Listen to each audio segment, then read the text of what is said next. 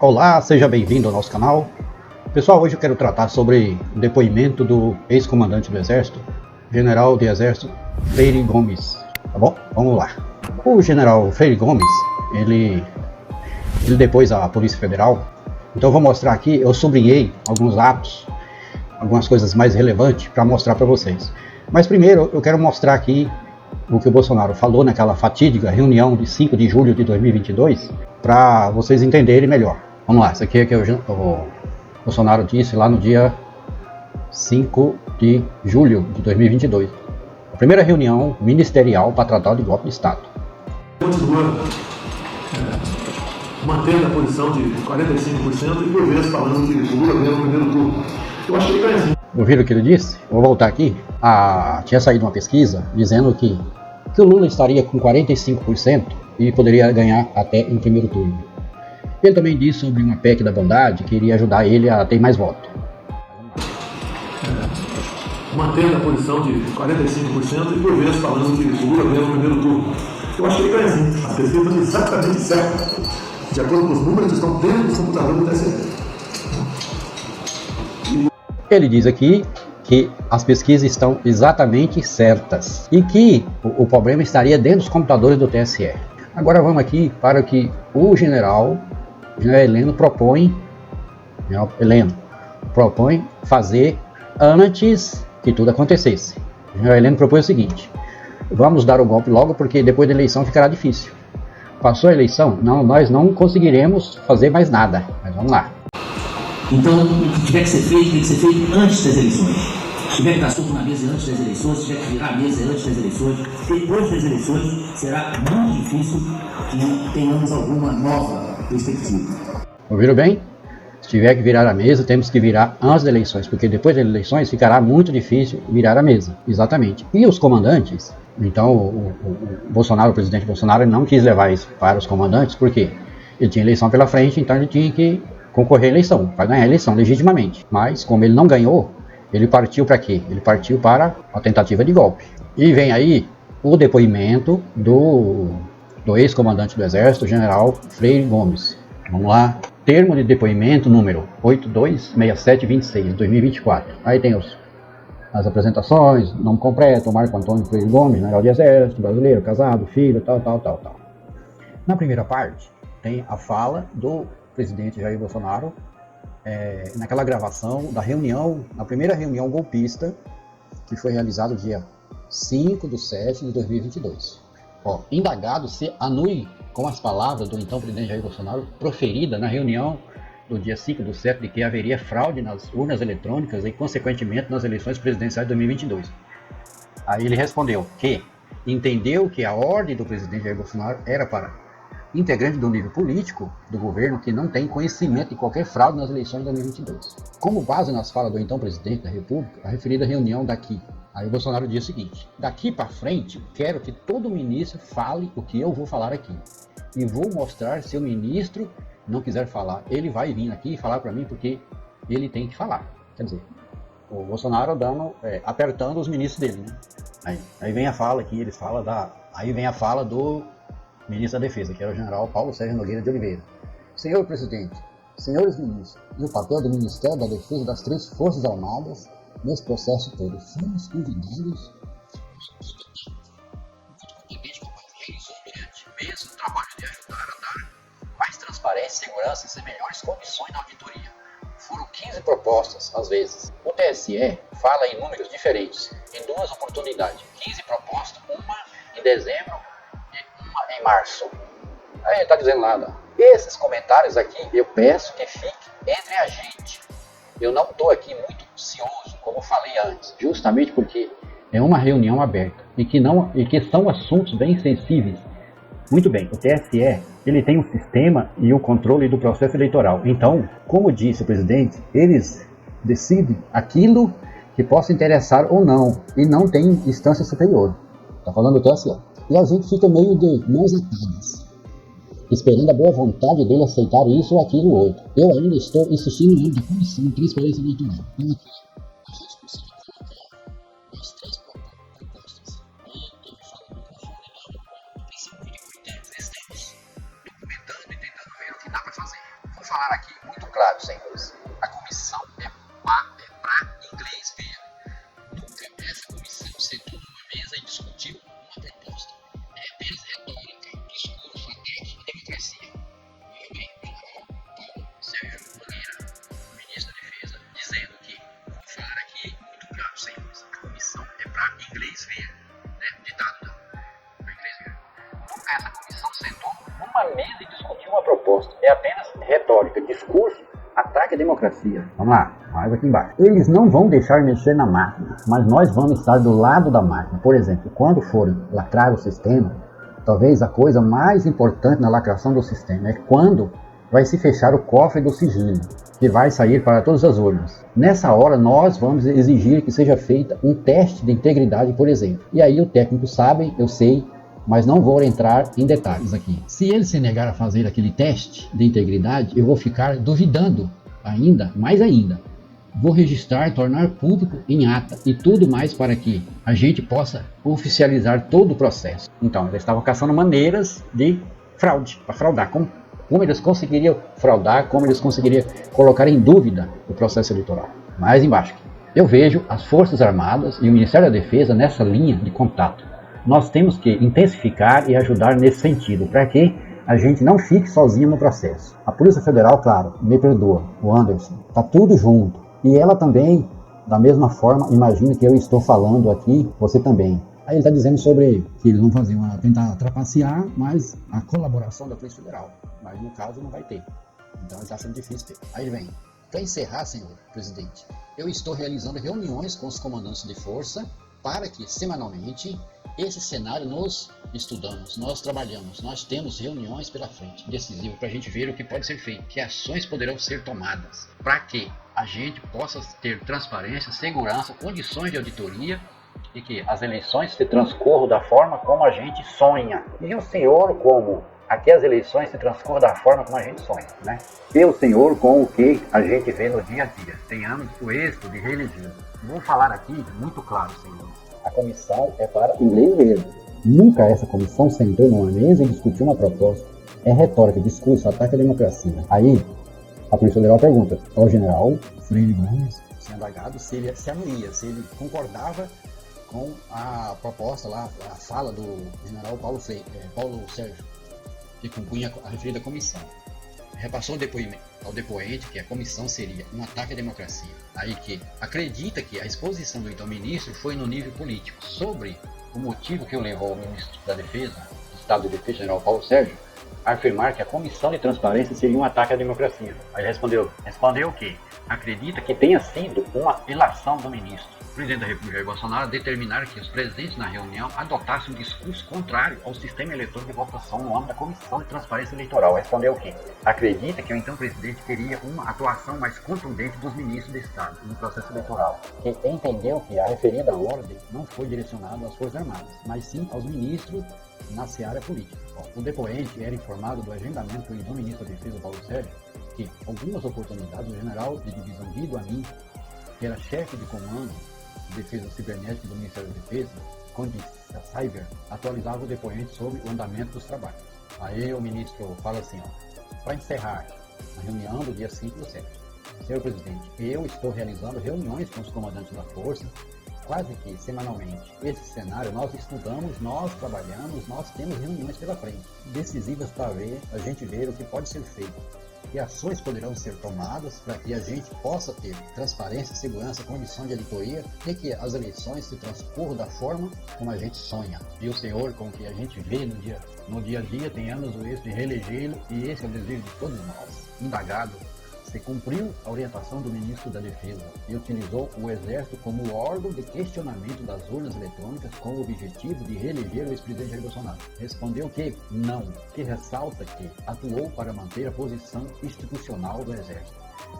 De forma imparcial, indagado se acredita que houve fraude nas eleições presidenciais de 2022 e se o judiciário atuou de forma parcial. Respondeu que não, que o relatório técnico da Comissão do Ministério da Defesa não evidenciou qualquer fraude no sistema eletrônico de votação. Indagado se anui com as declarações apresentadas pelo então presidente da República, Jair Bolsonaro, sobre possíveis fraudes no sistema eleitoral e as urnas eletrônicas. Respondeu que não.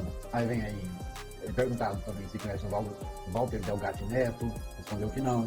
Como era a relação do depoente com o chefe da ajudância de ordem do presidente da República? O tenente coronel Mauro Cid respondeu que conheceu Mauro Cid em Goiânia, na Brigada de Operações Especiais. Mauro Cid era subordinado do depoente, que na época o depoente comandava um batalhão de ações e comandos. Posteriormente, reencontrou Mauro Cid já na condição de comandante do Exército e Mauro Cid como ajudante de ordem do então presidente Jair Bolsonaro, que sempre lembrou Mauro Cid que tinha a adotar como ajudante. Aí ele dá um conselho ao Mauro Cid, que ele sempre lembrou ao Mauro Cid que tinha que adotar como ajudante de ordens uma postura institucional. Ele sempre lembrou ao Mauro Cid que tinha que adotar como ajudante de ordem uma postura institucional, que Mauro Cid tinha autorização do presidente Jair Bolsonaro para se reportar diretamente ao depoente. Indagado se tratava como o tenente-coronel Mauro Cid sobre as visitas que o então presidente Jair Bolsonaro recebia após o segundo turno das eleições presidenciais. Respondeu que reconhece que recebeu os áudios identificados nas investigações, que os áudios procuravam retratar as visitas recebidas pelo então presidente e seu estado de ânimo em relação às medidas que estavam sendo discutidas. Neste momento, ao depoente foi certificado no telefone do celular do Mauro Cid que Mauro Cid enviou o áudio enviado ao depoente no dia 8/11, no qual o ajudante de ordem relata um resumo de diversas visitas que o presidente Jair Bolsonaro recebeu no dia 7/11, quer dizer, após o segundo turno,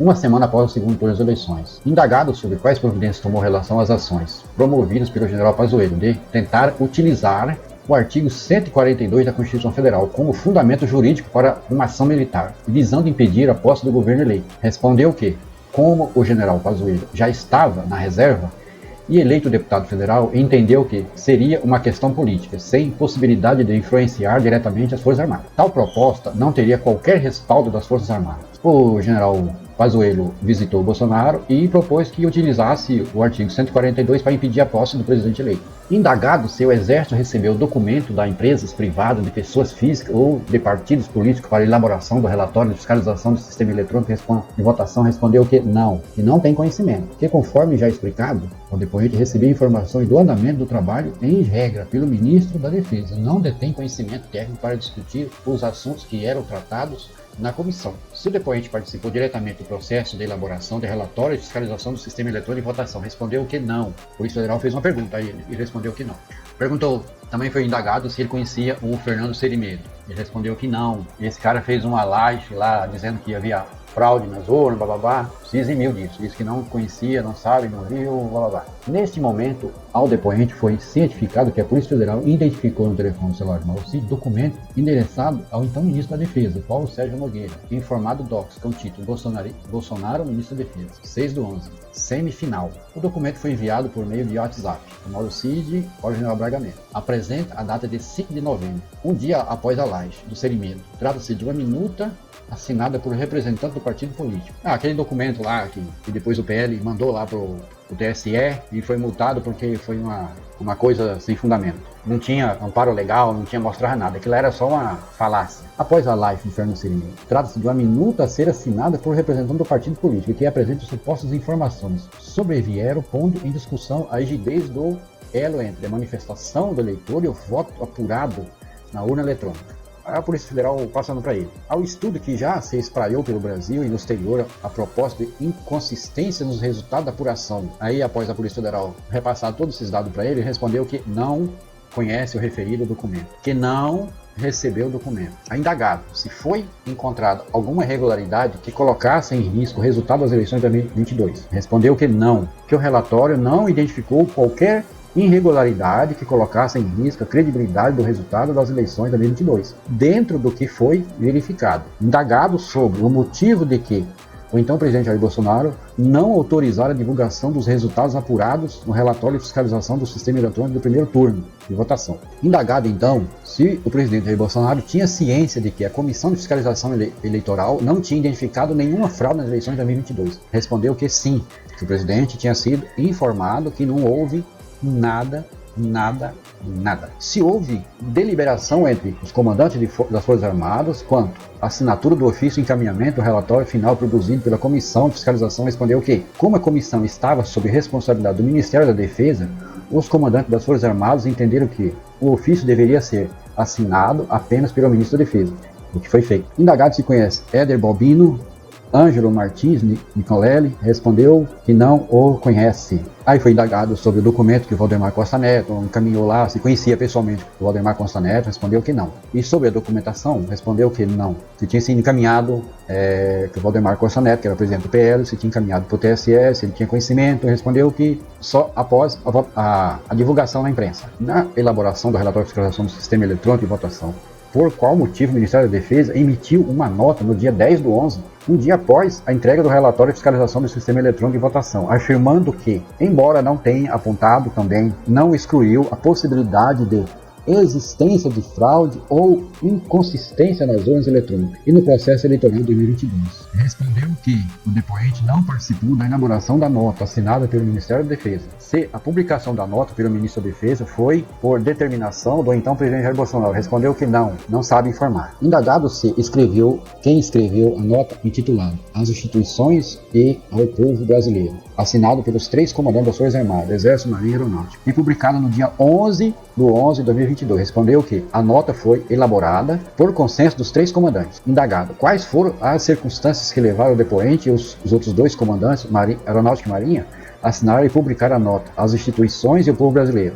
No dia 11, respondeu que tinha o objetivo de passar uma imagem de pacificação à população e às instituições. Queriam demonstrar que as Forças Armadas atuaram com isenção no processo eleitoral e o que o foro adequado para a discussão seria o Congresso Nacional e não as instalações militares, que entenderam que precisavam dar uma resposta institucional à sociedade como um todo. Acho correto. Neste momento, ao depoente foi cientificado que a Polícia Federal identificou no celular de Mauro Cid áudio enviado ao depoente no dia 11/11, data da publicação da nota, às instituições e o povo brasileiro, no qual o chefe de ajudância de ordem do Presidente da República comenta a importância do documento para a manutenção e intensificação dos movimentos em frente aos quartéis e o deslocamento para o Congresso, STF e Praça dos Três Poderes. Quer dizer, após a publicação da nota, os 3 comandantes publicaram às instituições e ao povo brasileiro. O Mauro Cid dizendo que aquela nota, mandou um áudio para o general, dizendo que aquela nota fortalecia os movimentos em frente dos quartéis e o deslocamento para o Congresso, STF e Praça dos Três Poderes. Considerando o áudio enviado por Mauro Cid ao depoente, indagado se referia a referida nota às instituições do povo brasileiro assinado pelo depoente e os outros comandantes, publicado no dia 11, estava acampado em frente às instalações militares. Respondeu que não. Tal interpretação foi dada de forma equivocada. Daí a Polícia Federal pergunta a ele, indaga o general Freire Gomes, ele responde que o coronel Mauro Cid teve uma interpretação equivocada da nota. Manifestação de apoiadores que estava acampado em frente às instalações militares, respondeu que não.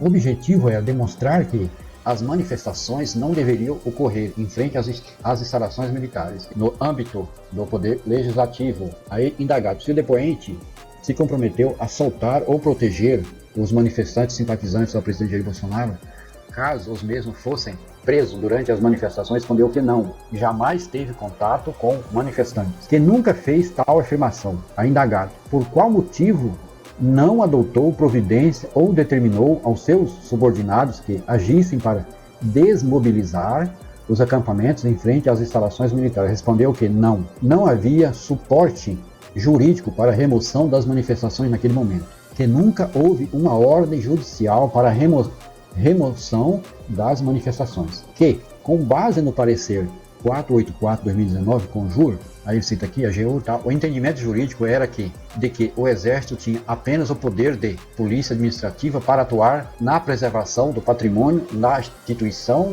e na integridade física e circulação das pessoas que trabalhavam dentro das instalações militares, que esse era o entendimento das 3 forças. Indagado se utilizava o aplicativo UNA para se comunicar com o tenente-coronel Mauro Cid, respondeu que sim. Neste momento, ao depoente foi cientificado que a Polícia Federal identificou o telefone celular Mauro Cid, áudio enviado ao depoente por meio do aplicativo UNA, no dia 16/11, após as manifestações do dia 15/11, no qual relata que as manifestações em Brasília seriam financiadas por empresários do agronegócio. Indagado por qual motivo o depoente recebia informações sobre financiadores das manifestações pelo coronel Mauro Cid, respondeu que acredita que Mauro Cid passou as informações como uma ação proativa para relatar o andamento das manifestações sem que o depoente tenha solicitado tal informações. Neste momento foi cientificado que a Polícia Federal identificou durante as investigações a existência de reuniões no mês de novembro de 2022 em que oficiais militares das Forças Armadas discutiram estratégias de adesão a um plano de intervenção militar que anularia o resultado das eleições presidenciais de 2022, além de decretar a prisão de autoridades do Poder Judiciário. Indagado se realizou ou participou ou ouviu representantes a uma reunião realizada no dia 12/11, no bloco Asa Sul, entre oficiais militares das Forças Armadas para tratar sobre ruptura institucional. Respondeu que não participou. Indagado se participou de alguma reunião com os oficiais do Exército, Tenente Coronel Malucide, Tenente Coronel Ferreira Lima, Major Rafael de Oliveira, General Braga Neto, Major de Nicole, para tratar sobre uma possível ação para reverter o resultado das eleições presidenciais de 2022. Respondeu que não. Se realizou ou participou, ou se tinha conhecimento de uma reunião realizada no dia 28/11, Brasília, entre militares das Forças Armadas para tratar sobre o golpe de Estado. Respondeu que não. Indagado se participou ou tinha conhecimento de reuniões entre oficiais militares das Forças Armadas, das Forças Especiais do Exército para tratar do golpe, sobre o golpe de Estado. Respondeu que não. Tomou conhecimento de tais reuniões quando da deflagração da fase ostensiva da presente investigação. Indagado como teve conhecimento da publicação do documento intitulado Carta ao Comandante do Exército de Oficiais Superiores da Ativa do Exército Brasileiro, publicada dia 28/11. Respondeu que tomou conhecimento através do Centro de Comunicação Social do Exército. Indagado sobre quem elaboração da carta, respondeu que não sabe. Que determinou que fosse feita uma apuração em todos os comandos de área para se identificassem e tomassem as providências cabíveis nas participações do ato. Indagado se anue com o conteúdo da carta, respondeu que não. Quer dizer, se concordava com o teor da carta, respondeu que não. Indagado sobre a publicação do dia 28/11, o documento titulado Carta ao Comandante do Exército, se foi feito para pressionar o depoente a aderir ao golpe de Estado, respondeu que sim. Indagado se considera lícito oficiais da ativa das Forças Armadas emitirem manifestação política como descrita na Carta ao Comandante, respondeu que não. Não é permitido qualquer manifestação política a oficiais da ativa. Que havia preocupação de evitar pronunciamentos políticos dentro da força e ataques pessoais aos integrantes do alto comando. Que tal fato pode ser exemplificado como a divulgação do Informex número 041 de 16 de novembro de 2022, quando se começou a verificar ataques externos aos comandantes do Exército e integrantes do alto comando.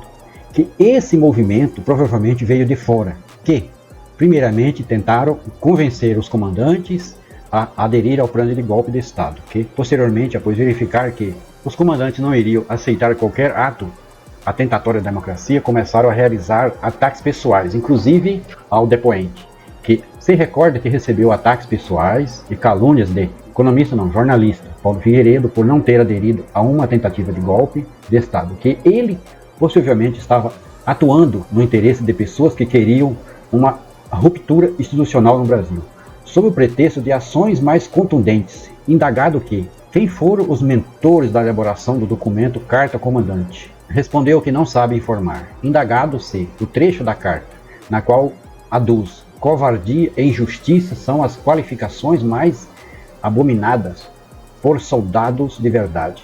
Refere-se ao fato do depoente se negar a anuir com o plano de golpe de Estado através de uma intervenção militar. Respondeu que sim. Indagado se o depoente esteve no Palácio da Alvorada após o segundo turno das eleições presidenciais e em quais datas. Respondeu que sim. Que se recorda que esteve em diversas datas. Indagado se nas reuniões que participou presenciou no Palácio da Alvorada após o segundo turno presidenciais, ou então o presidente Jair Bolsonaro apresentava a hipótese de utilização da garantia da Lei da Ordem, GLO, ou outros institutos jurídicos mais complexos como a decretação do estado de defesa. Ou então o presidente Jair Bolsonaro apresentava a hipótese de utilização da garantia da Lei da Ordem, GLO, ou outros institutos jurídicos mais complexos como a decretação do estado de defesa, estado de sítio de intervenção federal para solucionar uma possível crise institucional. Respondeu que se recorda de ter participado de reuniões no Palácio do Alvorada após o segundo turno das eleições, em que o então presidente da República, Jair Bolsonaro, apresentou hipóteses de utilização de institutos jurídicos como GLO, estado de defesa e estado de sítio, em relação ao processo eleitoral, que sempre deixou evidenciado ao então presidente da República, Jair Bolsonaro, que o Exército não participaria da implementação desses institutos jurídicos, visando reverter o processo eleitoral. Indagado sobre quando e como se deu a apresentação da minuta de decreto com conteúdo que previa uma ruptura institucional, mantendo o então presidente Jair Bolsonaro no poder, respondeu que foi convocado pelo então presidente da República, Jair Bolsonaro, por meio do então ministro da Defesa, Paulo Sérgio, a comparecer no dia 7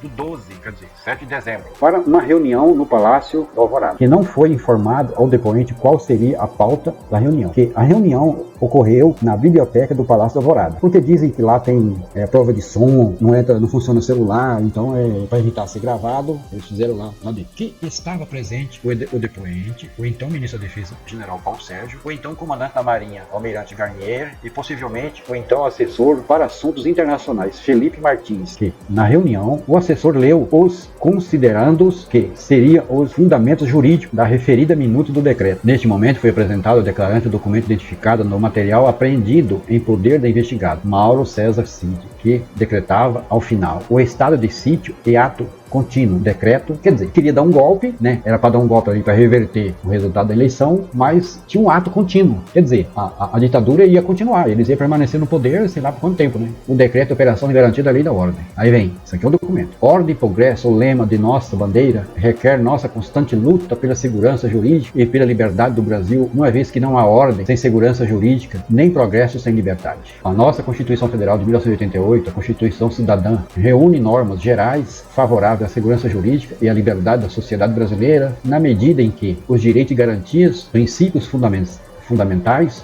como o devido processo legal e contraditório, a imparcialidade, remédios constitucionais como habeas corpus ou habeas data, foram criados pelo Constituinte em linha com os interesses de todos os membros da sociedade brasileira. Aí vem aqui um monte de baboseira, que não, nada ele escreveu aqui. Sem dúvida, nesse contexto, a ideia de justiça para o direito do Estado presume o poder emana do povo e que a realização da justiça é um imperativo para a sociedade e os agentes públicos. É dizer uma respectiva constitucional, a ideia de justiça para o direito, defender leis justas e legítimas do Estado Democrático de Direito, assim como de decisões judiciais justas e legítimas. Para tanto, devemos considerar que a legalidade nem sempre é suficiente. Por vezes, a norma jurídica e a decisão judicial são legais. Devemos lembrar que a Constituição Federal de 88 inovou ao prever expressamente o princípio da moralidade no artigo 37 da Constituição. Aí ele faz uma comparação aqui entre o ministro e um gari. De modo geral, todo servidor público, seja o ministro do Supremo Tribunal Federal ou um gari de uma cidadezinha no interior, deve atenuar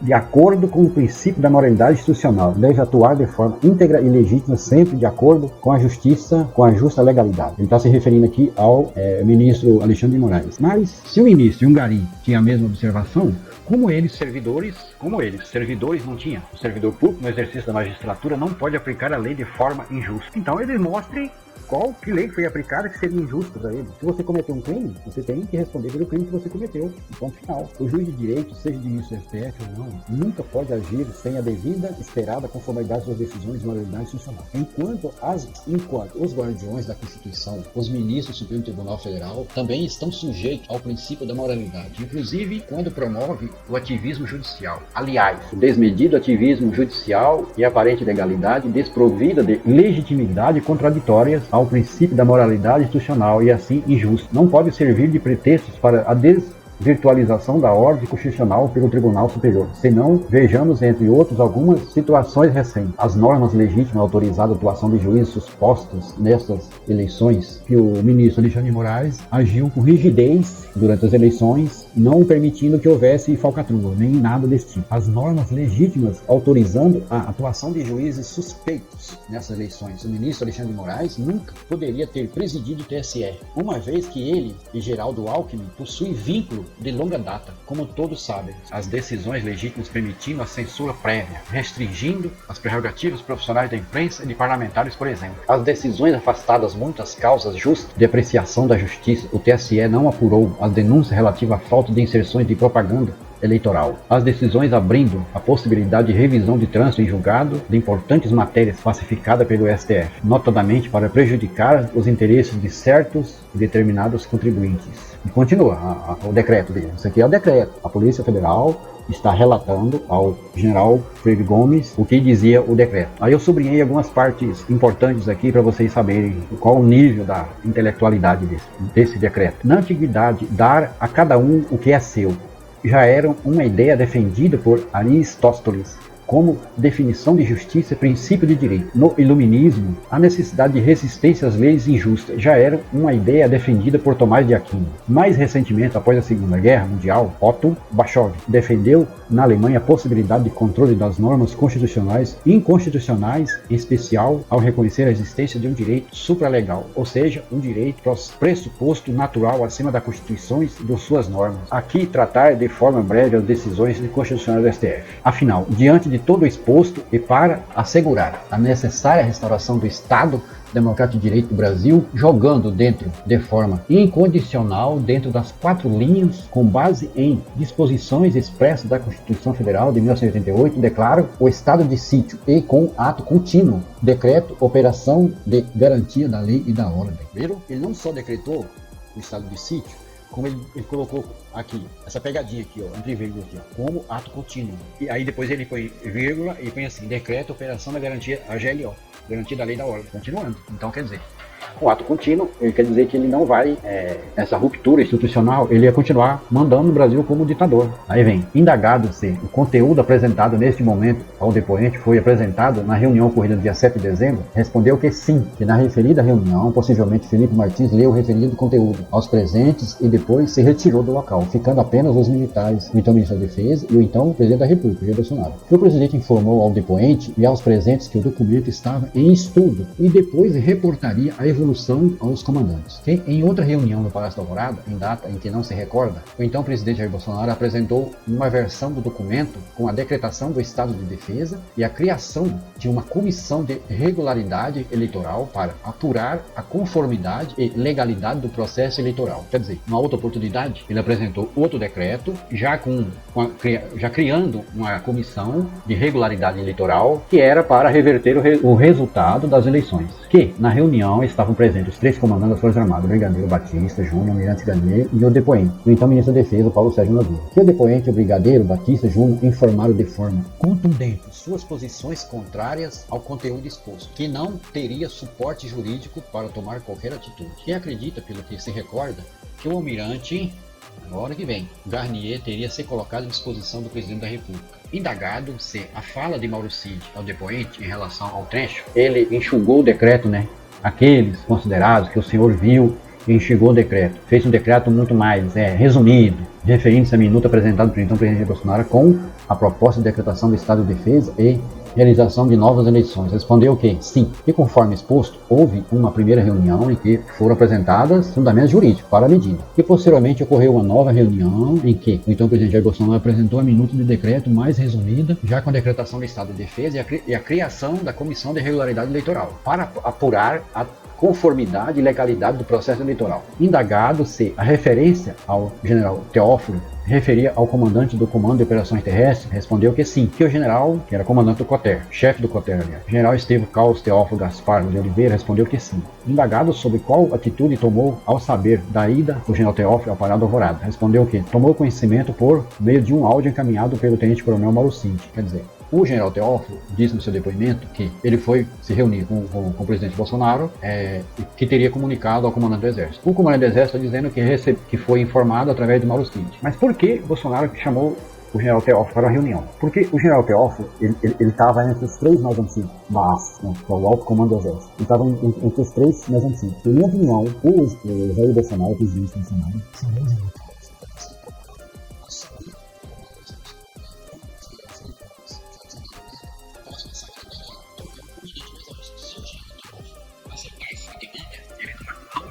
o general Teófilo.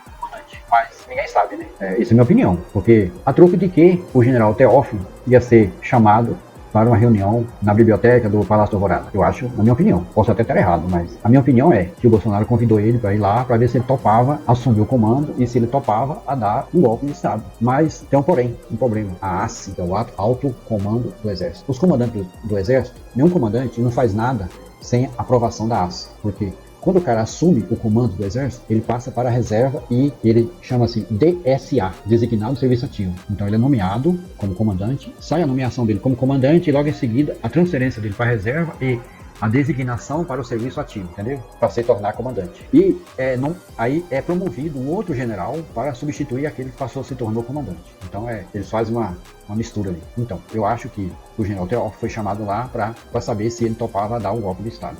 Mas vamos continuar. Sobre qual o então presidente Jair Bolsonaro solicitou ao general Teófilo ao Palácio do Alvorada no dia 9/12. Não partiu do depoente a ordem para que o general Teófilo fosse até o Palácio do Alvorada, se encontrar com o então presidente da República, que não se recorda do local em que se encontrava naquele dia, que não tinha ciência do motivo da convocação do general Teófilo pelo então presidente da República, Jair Bolsonaro, que ficou desconfortável com o episódio por desconhecer o teor da convocação e, considerando o conteúdo apresentado nas reuniões anteriores, que não se recorda se o general Teófilo reportou ao depoente o conteúdo da conversa que teve com o então presidente. Indagado, qual seria a importância e estratégia do Comando de Operações Terrestres do Exército, COTER, para uma possível execução de um decreto presidencial que previsse uma ruptura institucional? Respondeu que COTER não tem. Respondeu que o COTER tem atribuição de coordenar o preparo e o emprego de forças terrestres, que tem a função de prever os recursos para as operações do Exército, prover meios militares para os comandos militares de área. Cientificado que a Polícia Federal identificou um encontro realizado no dia 14/12 na sede do Ministério da Defesa entre o ministro Paulo Sérgio e os 3 comandantes das forças, Marinha, Exército e Aeronáutica. Na referida reunião, o então ministro da Defesa teria apresentado uma minuta aos comandantes. Indagado quem o convocou para o encontro no dia 14, na sede do Ministério da Defesa, respondeu que se recorda da reunião, mas não sabe precisar se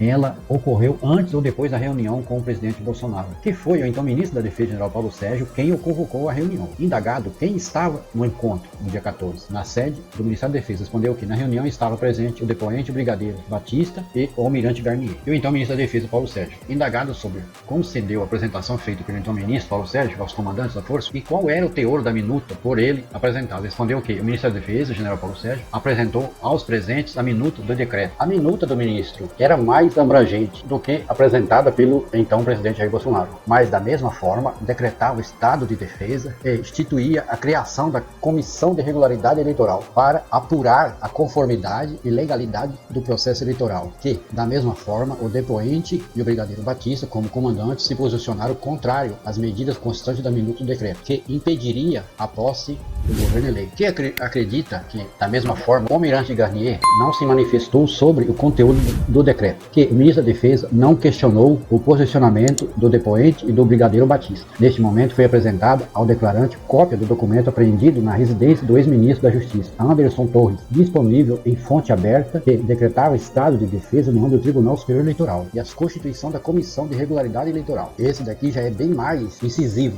Decreta estado de defesa previsto no artigo 136, 140 e 141 da Constituição Federal, com vista a restabelecer a ordem e a paz institucional a ser aplicado no âmbito do Tribunal Superior Eleitoral, para apuração da suspeição, abuso de poder e medidas inconstitucionais e ilegais levadas a efeito pela presidência e membros do tribunal verificado, através de fatos ocorridos antes, durante e após o processo eleitoral. Aí vem aqui, ó. O Presidente da República, no uso das suas atribuições que lhe confere os artigos 84, inciso 9, 136, 140 e 141 da Constituição. Artigo 1º. Fica decretado com fundamentos no artigo tal, 136, 140, 141 e 84, inciso 9 da Constituição Federal. O Estado de Defesa na sede do Tribunal Superior Eleitoral em Brasília, Distrito Federal, com o objetivo de garantir a preservação ou o pronto restabelecimento da lisura e correção do processo eleitoral presidencial do ano de 2022, no que pertine a sua conformidade e legalidade, as quais, uma vez descumpridas ou não observadas, representam grave ameaça à ordem pública e à paz social. Quer dizer, ele foi derrotado, aí ele cria um decreto para revogar,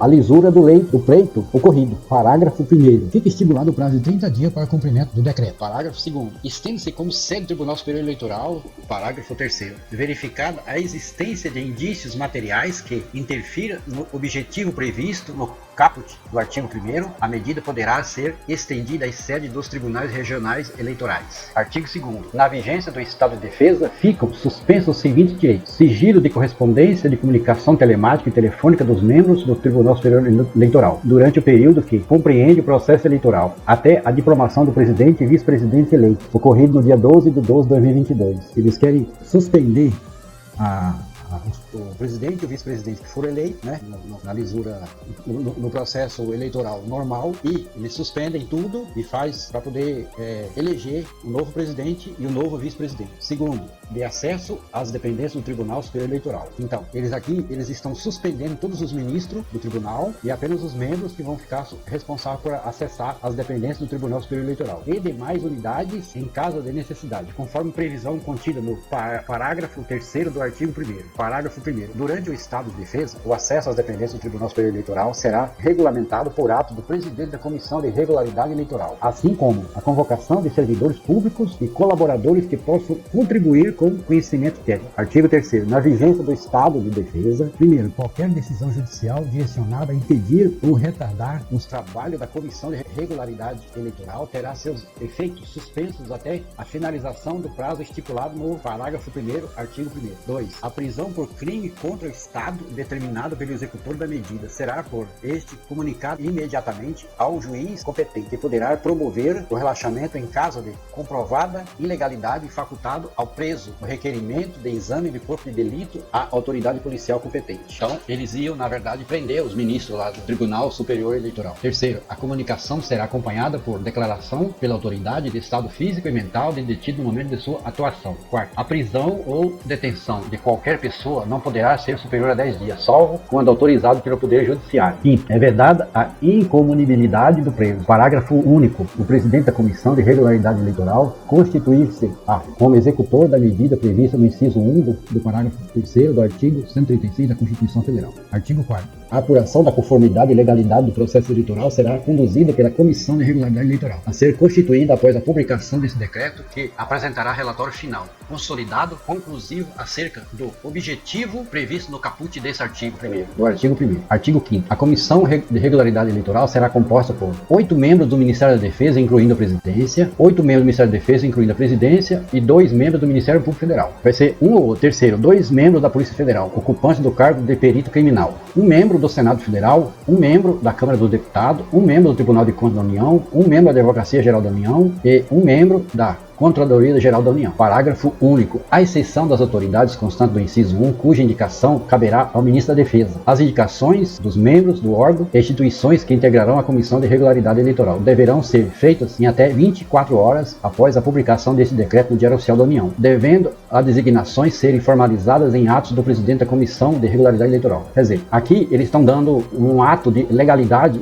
a ilegalidade que eles estão praticando. Parágrafo único. E será escolhido lá pelo ministro da Defesa. Ia fazer, né, a tal execução para reeleger o Bolsonaro. Artigo 6º. Serão convidados a participar do processo de análise do objeto desse decreto, quando da apresentação do relatório final, consolidado as seguintes entidades: o integrante da Ordem dos Advogados do Brasil, o integrante do representante da Organização das Nações Unidas do Brasil, um representante da Organização dos Estados Americanos do Brasil. Artigo 7º. O relatório consolidado final será apresentado ao presidente da República, que seria Bolsonaro ainda, aos presidentes do Supremo Tribunal Federal, do Superior Tribunal de Justiça, do Senado Federal e da Câmara dos Deputados, e deverá conter obrigatoriamente a apresentação do objeto em apuração, a metodologia utilizada nos trabalhos, as contribuições técnicas recebidas, as eventuais manifestações dos membros componentes, as medidas aplicadas durante o estado de defesa com a devida justificativa, o material probatório analisado, a relação nominal de eventuais envolvidos e os desvios de conduta ou atos criminosos verificados de forma individualizada. Parágrafo único. A íntegra do relatório final consolidado será publicado no Diário Oficial da União. Artigo 8º.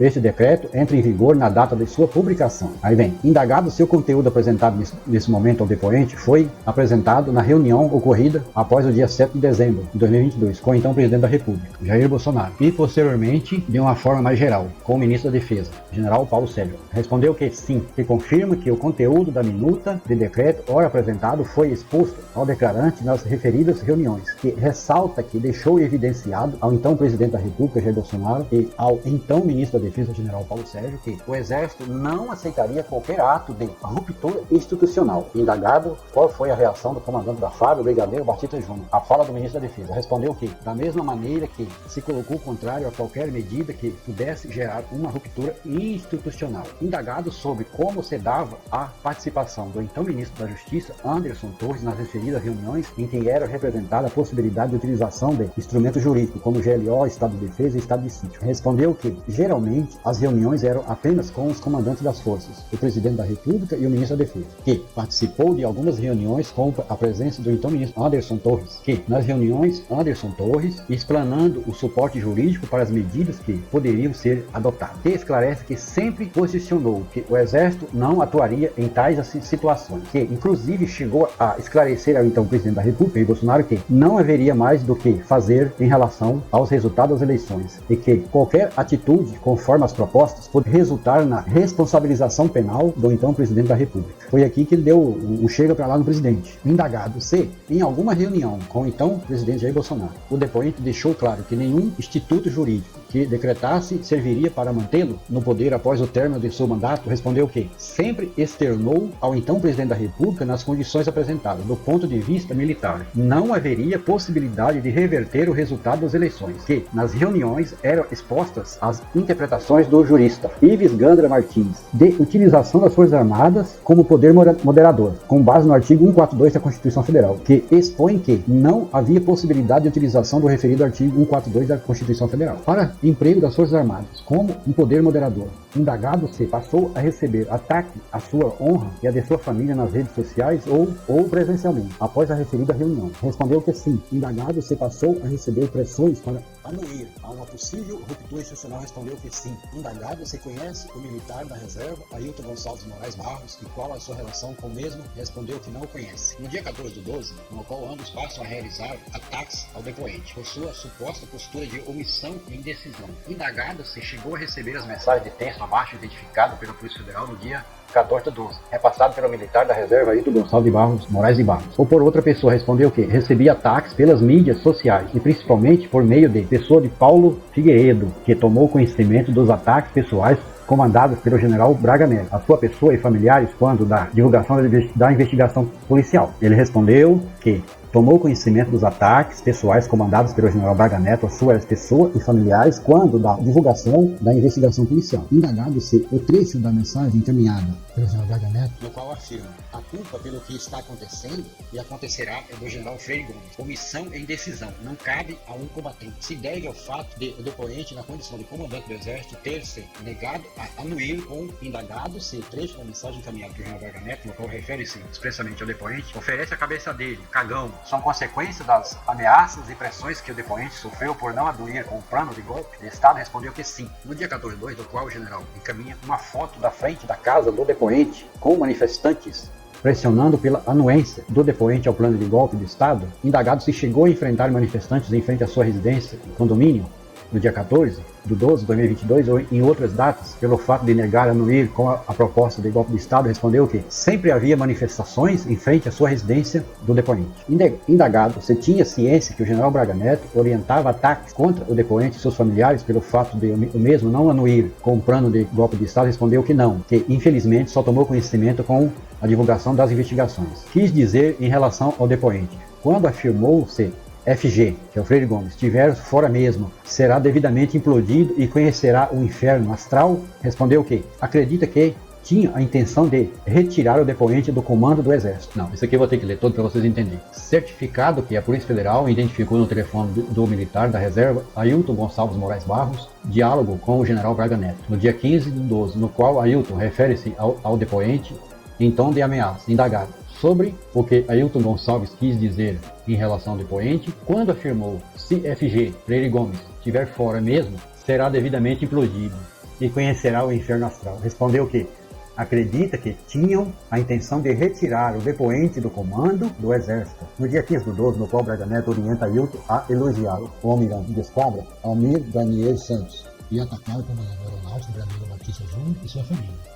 Indagado se tinha ciência que o general Braga Neto orientava ataques contra o comandante da FARC, o brigadeiro Batista, e família em estratégia de severidade ocorrido contra o depoente, respondeu que não. Indagado se ataques orientados pelo general Braga Neto e direcionando ao brigadeiro Batista e ao depoente se devem ao fato de ambos terem sido contrários à proposta de anuir com o plano de golpe de Estado. Respondeu que acredita que sim. Indagado se o período do diálogo após os 15 de 12, o depoente e sua família sofreram ataques, pressões e hostilidades visando mudar a opinião do depoente em relação a anuir com a proposta de golpe de Estado, respondeu que sim. Aí tem mais. No dia 19 de 12, certificado que a Polícia Federal identificou postagem de Ailton Gonçalves Moraes Barros na rede social X, antigo Twitter, no dia 19 de 12, em que o mesmo marcou o perfil de Jair Bolsonaro, do jornalista Paulo Figueiredo, Augusto Nunes e Guilherme Fiuza, e a um perfil denominado General Freire Gomes, e utilizou os adjetivos omissos, covardes e fracos. Indagado se tais postagens em que se referia ao depoente visavam pressioná-lo a anuir com a proposta do golpe de Estado, respondeu que acredita que sim, e esclarece que o perfil Freire Gomes, General Freire Gomes, não pertencia ao depoente, que nunca teve conta na rede social Twitter, atual X. Indagado se conhece o general de brigada reformado Laércio Vigílio e qual sua relação com ele. Respondeu que o conhece por ter servido junto na brigada paraquedista. Indagado se tratou com o general de brigada reformado Laércio Vigílio sobre o plano para a decretação de um golpe de Estado no mês de dezembro de 2022, respondeu que não fala com Laércio Vigílio há décadas. Seria uma tentativa de convencer o depoente a aderir a uma possível ruptura institucional. Indagado se foi realizado monitoramento, vigilância ou se tem conhecimento de que alguém do Ministério da Defesa ou das Forças Armadas tenha feito monitoramento e vigilância do ministro Alexandre de Moraes como parte do plano de prisão do ministro em sua residência no dia 18 de 12, domingo, respondeu que não tinha conhecimento, que tomou conhecimento apenas com a divulgação dos dados da investigação. Indagado se deseja acrescentar algo, respondeu que em dezembro de 2022 foi até o Palácio da Alvorada para entregar ao então presidente Jair Bolsonaro o convite de passagem de comando, que ocorreu no dia 30 do 12, que foi acompanhado dos generais Teófilo, Negrais, que estavam disponíveis no momento, que praticou tal ato para prestigiar as autoridades que nomearam o depoente e propiciar ao novo comandante do Exército e ao novo ministro da Defesa que tomasse as medidas que entendesse pertinentes em relação à posse do novo presidente da República. Que tal ato caracterizou a transição institucional dentro dos preceitos legais. Foi a última vez que teve contato com o então presidente da República. Deixar uma coisa clara aqui, que a saída do general Freire Gomes, se nada tiver errado, pelas informações que eu tenho, ocorreram dia 28 de dezembro. E não daria mais tempo. Então, funciona assim. Dentro do alto comando tem a ACE, que é o Alto Comando do Exército. O comandante do Exército, ele só toma alguma posição, alguma atitude, mediante a aprovação dessa ACE, que tudo que ele vai fazer, antes tem que ser aprovado pelo ACE, que é o ACE, que é o Alto Comando do Exército. Esse Alto Comando do Exército é composto por 15 ou 16 generais, não sei bem a quantidade exata. Generais 4 estrelas, que é o último posto da graduação dos postos, o último posto da carreira. Então esse pessoal, eles que decidem tudo dentro do Exército. Tudo que vai fazer é aprovado por eles. Tudo que vai acontecer é aprovado por eles. Então tudo eles levam lá, eles se reúnem e fazem uma votação. Eu acredito que haveria, pelo Paulo Figueiredo dizendo que tinha 3 generais que não aderiram ao golpe, mas eu acredito que tenha sido muito mais. Eles são totalmente legalistas. Eles jamais iam dar um golpe de Estado, apoiar um golpe de Estado para que eles não ficassem no comando. E nem que eles fossem ficar no comando, eles também não ficariam. Eles não dariam. Isso é absolutamente certeza. O Exército não é golpista. Pode ter alguns membros dele que são, mas eles não é. O alto comando não é. Todos eles podem ter votado no Jair Bolsonaro. Eu acredito que todos eles votaram, mas eles não aceitavam dar um golpe para manter o Bolsonaro no poder. O comandante do Exército, todos os comandantes, na hora que o general de Exército é nomeado comandante do Exército, na hora que ele assume o comando, é publicado no Diário Oficial, aí já publica a transferência dele para a reserva, e ele é chamado de DSA, Designado de Serviço Ativo. E imediatamente eles se reúnem e escolhem um dos mais antigos, outro general de divisão mais antigo, para ser promovido a general 4 estrelas para ocupar a vaga daquele que saiu. E assim sucessivamente. Tudo eles só decidem nesse alto comando. Eles tem as reuniões que eles fazem presencial e tem as reuniões que eles fazem via conferências, né, que é online. Mas tudo que o comandante toma posição é essa haste que define. Então, vocês viram que pelo que eu já tinha dito antes, que eu acho, no meu entendimento, que o general Teófilo tinha sido convidado lá, pelo fato dele ser um dos 3 mais antigos, dele ter sido convidado a uma reunião com o presidente Bolsonaro. No meu entendimento, é que o Bolsonaro tentou convencer ele a assumir o comando do exército, para tirar o Freire Gomes. Mas, como ele fazendo parte da ASE, ele já sabia que o alto comando não aprovaria. Então ele deve ter dito que o alto comando do exército não aprovaria um golpe. Mesmo mudando de comandante, não adiantaria mudar. Mesmo mudando, eles não apoiariam. E se o alto comando do exército não apoiar, não aprovar, eles não têm nada para fazer. O comandante não tem, tá de mãos atadas. Então funciona assim, dessa maneira, ok? Espero que vocês tenham entendido, que eu tenha conseguido explicar aqui alguma coisa. E até o próximo vídeo. Obrigado!